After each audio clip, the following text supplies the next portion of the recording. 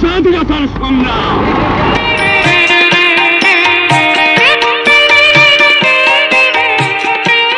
আমার নাম মোহাম্মদ তোফাজ্জল হোসেন, পিতা মৃত মোহাম্মদ আব্দুল মালেক মিয়া।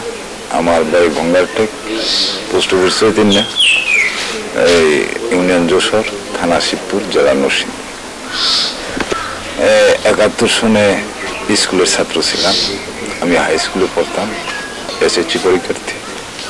তখন আমরা মুক্তিযুদ্ধের ট্রেনিং করতে ভারতে গেলাম। আপনার মে 3 তারিখে আমরা গেলাম।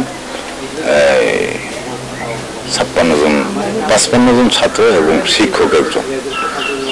এই যে তখন আমাদের থানার নেতৃত্ব দিত ফজলুর রহমান ফটিক মাস্টার সাহেব। উনি তখন ছিলেন আপনার ওই আওয়ামী লীগের সভাপতি। ওনার পরিচয়পত্র নিয়ে ভারতে যাইতে হয়েছে। তা আমরা আমাদের একজন শিক্ষক, ওনার নাম ছিলেন সিরাজ মাস্টার সাহেব। ওনার বাড়ি ছিল শিবপুর থানায়, নাওয়ালা গ্রামে। তবে আমার শিবপুর থানাটা হইল আপনার 9টা ইউনিয়ন নিয়ে এই শিবপুর উপজেলাটা।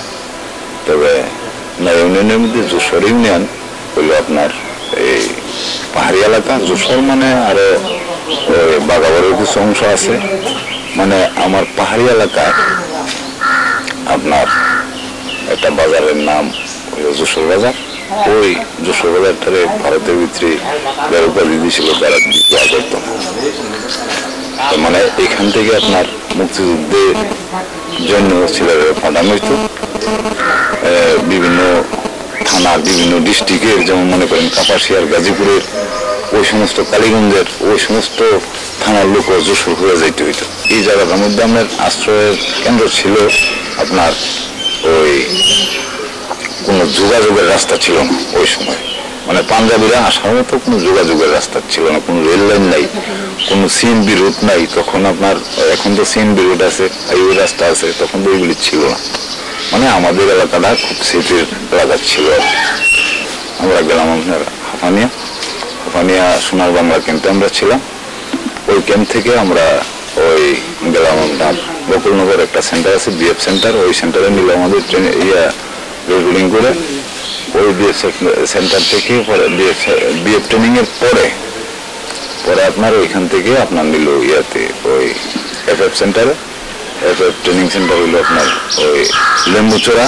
দেশের ভিতরে এসে আমরা মনে করেন ট্রেনিং করার পরে আমরা 36 দিন ট্রেনিং করছি। ট্রেনিং করে ওই আমাদের হেডকোয়ার্টার ছিল হেজামারা থেকে আমাদেরকে অস্ত্র দিয়ে দেশের ভিতরে দিত, মানে গ্রুপ বাই গ্রুপ।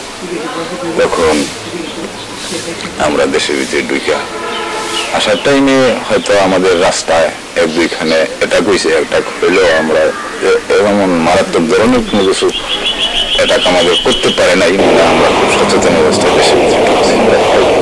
তো আমরা প্রথম অ্যাটাক হইলো আমাদের এটা টাইমে একদিনে আপনার লেটাবো, যশোর এবং ওই কাটাঘাট, এই 3টা বাজার আপনার 3 মাইল ব্যবধান। মানে মনে করেন যশোর বাজারটা মাঝে, যশোর বাজার থেকে 1 মাইল হইলো দক্ষিণে লেটাবো, আর উত্তরে 1 মাইল উত্তরে হইলো আপনার কাটাঘাট।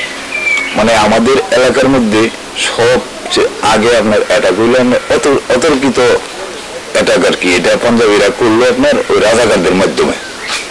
এটা আপনার এট এ টাইমে এটা আমাদের কোনো ইয়ার ভিতরে ছিল না আর কি, মানে আমাদের কোনো আয়ত্তের ভিতরে ছিল না। আমরা জানিও না যে এটা কোনো প্রোগ্রাম নাই, কিছু নাই। হঠাৎ করে তারা উঠছে নদীর পথে